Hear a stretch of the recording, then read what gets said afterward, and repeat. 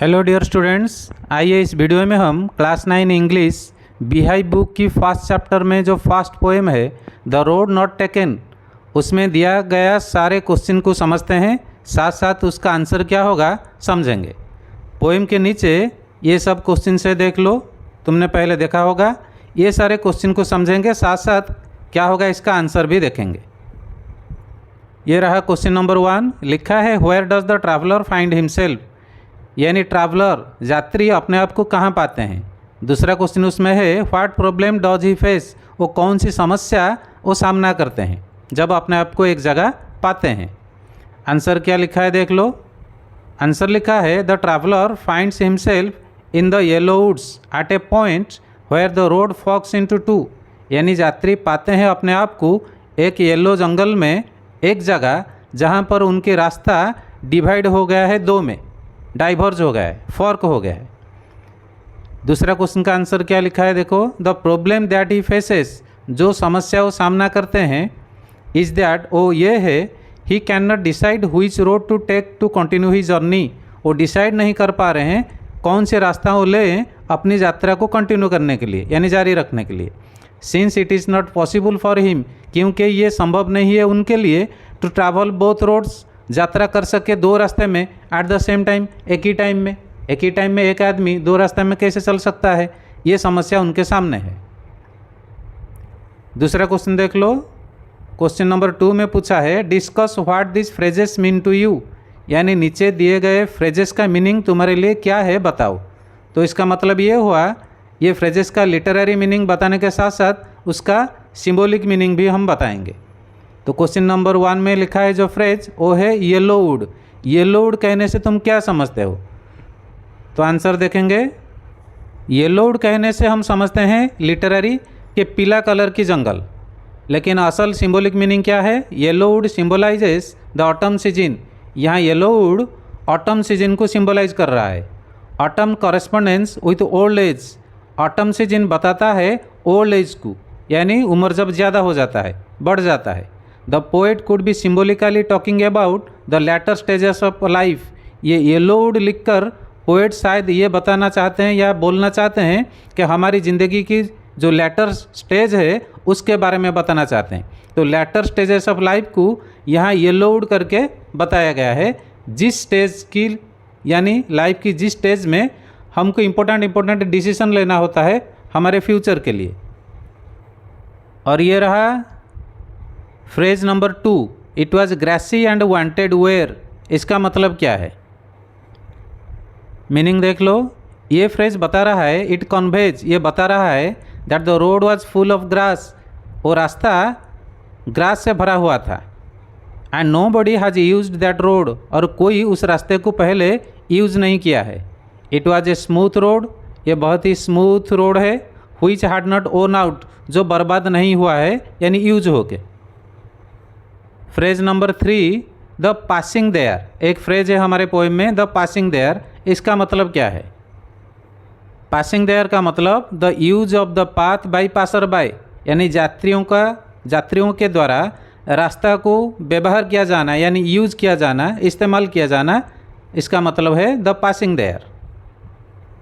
Question number 4 में जो phrase है वो लिखा है leaves no step had trodden black, यानी पत्ते जिसको हमारे पाँव ब्लैक नहीं किए हैं उस पर चल के, इसका मतलब क्या है देखो। मीनिंग में लिखा है the leaves had not change their colour and turn black because of less people stepping on them, जो पत्ते गिरे हुए थे रास्ते के ऊपर उनका कलर चेंज नहीं हुआ था, वो काले नहीं पड़े थे क्योंकि बहुत कम लोग उसके ऊपर चले थे।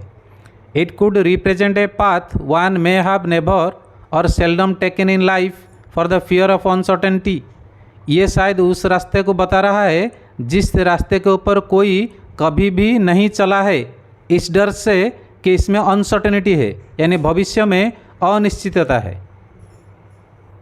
और ये लास्ट फ्रेज में लिखा है how way Leeds on two way, poem में जो फ्रेज है how way Leeds on two way, इसका मतलब क्या है। एक रास्ते से दूसरे रास्ता निकल जाना, उस रास्ते से तीसरा रास्ता निकल जाना, उसका मतलब ये है दिस फ्रेज मीन्स, इस फ्रेज का मतलब ये है how certain decisions one makes in life could pave the way for many other decisions. यानी कुछ डिसीजन हमारे लाइफ में ऐसे होते हैं जिस डिसीजन को लेने के बाद हमको दूसरा डिसीजन लेना पड़ता है। ये डिसीजन हम लिए, इसीलिए दूसरे वाले डिसीजन, तीसरे वाले डिसीजन को लेना पड़ता है। इसी को बताना चाहता है ये फ्रेज। क्वेश्चन नंबर 3 देखो, is there any difference between the two roads as the poet describes them in stanzas 2 and 3। यानी कोई डिफरेंस है दोनों रास्ते में जिसको पोएट बता रहे हैं स्टांजा 2 में और स्टांजा 3 में। इसका मतलब ये है स्टांजा 2 में रोड जो डिस्क्राइब है वो कैसे है और स्टांजा 3 में जो रोड डिस्क्राइब किया गया है वो कैसा है। तो चलो आंसर देखते हैं। In stanza 2 the poet explains, यानी स्टांजा 2 में पोएट बता रहे हैं that the only difference between the two roads, जो एक ही डिफरेंस दोनों रास्ते में है वाज, वो ये था the road he took had the right to be chosen. जो रास्ता उन्होंने चुना वो बेटर क्लेम था, यानी अच्छी ऑप्शन थी वो। Because it was covered with grass, क्योंकि वो रास्ता ग्रास से कवर हुआ था। Looked as if it had not been use too much, वो ऐसा दिखता था जैसे उसको कोई पहले यूज नहीं किया है। बिसाइड्स दिस डिफरेंस, ये डिफरेंस को छोड़ के both roads had been equally worn down by passer by travelling on them. दोनों रास्ते इक्वली यूज हुए हैं पासर बाई के द्वारा, यानी यात्रियों के द्वारा जो उनके ऊपर चल के गए हैं। ये स्टांजा 2 में जो डिस्क्रिप्शन था रोड के बारे में वो ये था। अब देखेंगे स्टांजा 3 में क्या डिस्क्रिप्शन है। स्टांजा 3 में लिखा है the poet says that both the roads were equally covered with leaves and that no person had stepped on. ये बता रहे हैं स्टांजा 3 में कि दोनों रास्ते इक्वली कवर्ड थे लीव्स से, यानी दोनों रास्ता पत्तों से ढके हुए थे और कोई आदमी उनके ऊपर पाँव रख कर नहीं चला था। अब देखते हैं क्वेश्चन नंबर 3 में जो दूसरा क्वेश्चन है, डिस्क्राइब करो रास्ता को इन the last 2 lines of the poem. Poem की लास्ट 2 लाइन में रास्ते के बारे में जो बताया गया है उसको समझाओ। ये रहा आंसर, देखो लिखा है in the last 2 lines of the poem. Poem की लास्ट 2 लाइन में द पोएट सेज, पोएट बोल रहे हैं that there is a difference between the two roads, कि दोनों रास्ते में डिफरेंस है। Because he took the road that was less travelled by other people, क्योंकि उन्होंने उस रास्ते को चुना जिस रास्ते के ऊपर कम लोग चले थे। And that made all the difference to he journey, और यही चॉइस उनके ज़िंदगी में, उनकी यात्रा में सारे डिफरेंस लाया। इसका मतलब ये हुआ कि दूसरा रास्ते के ऊपर कुछ ज़्यादा लोग चले थे, वो मोर यूज्ड था, ये लेस यूज्ड है। अब देखते हैं क्वेश्चन नंबर 4 में क्या है। क्वेश्चन नंबर 4 में पूछ रहा है what do you think the last 2 lines of the poem mean, यानी पोएम की जो लास्ट 2 लाइन उससे तुम क्या समझते हो। Looking back does the poet regret his choice और एक्सेप्ट इट। और क्वेश्चन को थोड़ा आसान कर दिया है। क्या पूछा कि पीछे मुड़कर पोएट अपने चॉइस के ऊपर रिग्रेट कर रहा है, यानी पश्चाताप कर रहा है, या अपने डिसीजन को एक्सेप्ट कर लिया है, अपना लिया है, यानी मान लिया है। आंसर देखो, आंसर लिखा है the last 2 lines of the poem mean the acceptance of reality. Poem की 2 लाइन, आखिरी 2 लाइन से हम ये समझते हैं कि हकीकत यानी वास्तवता को वो एक्सेप्ट कर लिए हैं, अपना लिए हैं, मान लिए हैं। The poet made a choice and accepted the challenging path. Poet एक डिसीजन लिए यानी चॉइस किए और वो चैलेंजिंग रास्ता यानी मुश्किलात से भरा हुआ रास्ता को अपना लिए हैं। ही टूक and unexplored path in his life. जो रास्ते के ऊपर ज़्यादा लोग नहीं चले थे उसको बोला जाता है अनएक्सप्लोर्ड। उस रास्ते को लिए हैं अपनी ज़िंदगी में। He wanted to do something different in his life. वो चाहते थे कि कुछ अलग करे अपने ज़िंदगी में। So he chooses the less travelled road. इसीलिए वो पसंद किए हैं उस रास्ते को जिस रास्ते के ऊपर कम लोग चले थे। No he does not regret his choice. अपनी चॉइस को लेके वो रिग्रेट नहीं कर रहे हैं, पश्चाताप नहीं कर रहे हैं। अब सेक्शन 2 को देखते हैं। इसमें क्वेश्चन नंबर 1 में पूछा है have you ever had to make a difficult choice. Question हमें पूछ रहा है कि तुम्हें अपनी ज़िंदगी में कभी डिफ़िकल्ट चॉइस यानी डिफ़िकल्ट सिचुएशन फेस हुआ और डिफ़िकल्ट डिसीजन लेना पड़ा। Do you think you will have difficult choices to make. क्या तुम सोच रहे हो कि तुम्हें डिफ़िकल्ट डिसीज़न लेना पड़ता है, करना पड़ता है? How will you make the choice?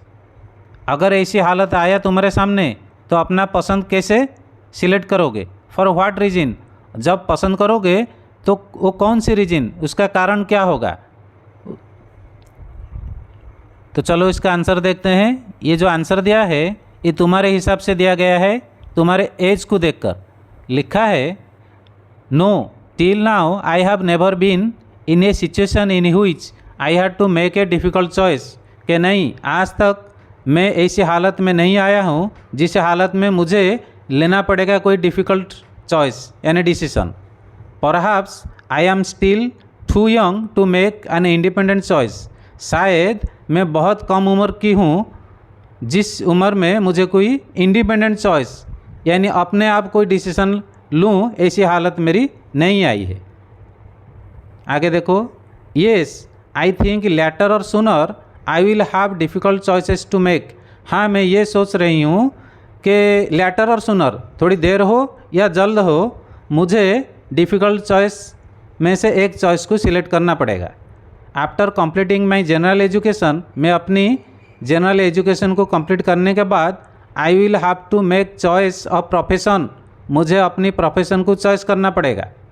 I should become an architect and engineer or doctor or something else, मुझे ये डिसीजन लेना पड़ेगा मैं आर्किटेक्ट बनूं या इंजीनियर बनूं या डॉक्टर बनूं या कुछ और बनूं।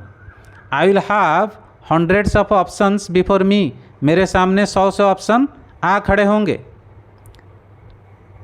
Then it will be difficult to make a choice in between them, तब जाके एक डिफ़िकल्ट सिचुएशन मेरे सामने खड़ा होगा, उनमें से कौन सी चुनूं।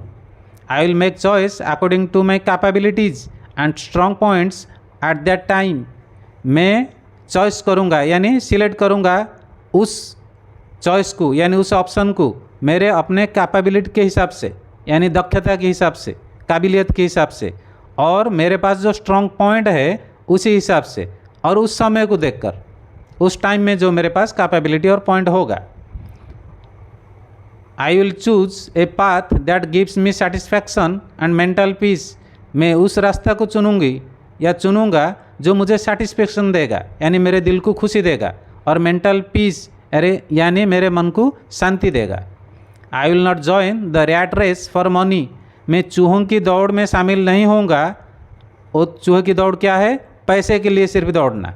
मैं सिर्फ धन दौलत नहीं देखूंगा, मेरे दिल की खुशी देखूंगा। Like the poet in the poem, जिस तरह पोएम में पोएट किए हैं, I will choose a challenging and unexplored path in my life, मैं चुनूंगा चैलेंजिंग वाला रास्ता, जिस रास्ते के ऊपर कम लोग गए होंगे, जो रास्ता अनएक्सप्लोर्ड होगा, मैं अपनी ज़िंदगी में ऐसी रास्ता चुनूंगा। और इसी सेक्शन में दूसरा क्वेश्चन क्या है देख लो। दूसरा क्वेश्चन पूछ रहा है, after you have made a choice do you always think about what might have been or do you accept the reality. यानी तुम एक डिसीजन ले लिए ज़िंदगी के, उसके बाद तुमने कभी ये सोचा कि ऐसा क्या होता तो क्या होता, यानी दूसरा ऑप्शन के बारे में कभी सोचे हो। और do you accept the reality, यानी जो तुम डिसीजन ले गए वो तो तुम्हारे लिए रियलिटी है, वो हकीकत है, उसको क्या तुम अपना लिए या कोई दूसरे ऑप्शन के बारे में सोचते रहे डिसीजन लेने के बाद।